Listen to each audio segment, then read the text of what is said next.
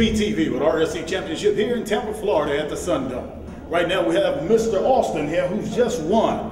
And what I want to do is ask you a couple of questions. First of all, what was your technique for training for this fight? Technique for training for any MMA matches, you'd be well-rounded. Especially as you fight an opponent like I did with Jay Lee. Well, he's very fast and very quick on his feet, but he also trains with the Burrows. They got good ground game, but I work with this guy right here. This is Shane Dunn from St. Pete. He's been in MMA for, excuse my language, but over 10 years. And, you know, this is the best ground coach in the area, man. That's my man. Well, as I noticed on the t-shirt here, we have SPMF, and it's talking about fight team. Fight team, and I guess there's a technique along with the training. Coach, can you give a little bit about the training?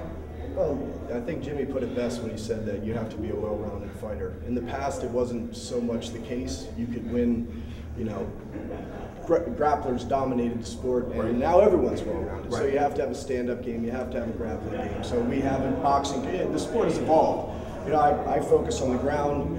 Brandon Brashears, who's out of the camera angle right now, he works a lot of the MMA stuff. We have Ali Tara, he's our boxing coach. And I'm not just putting out plugs here. What I'm trying to emphasize is the fact that it's not a one-man show. Understood. You know, Understood. It's a team. Understood.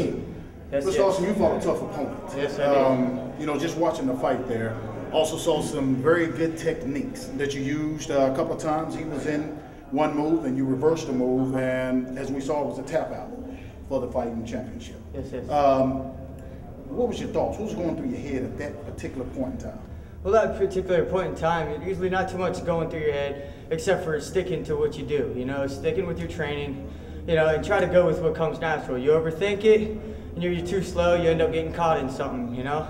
And I was just able and fortunate enough to work a good high guard on him, work those arm bars, and as you guys saw, those arm bars, they were bent like 45-degree angles backwards. He held on. So I give him, you know, a big up for being tough.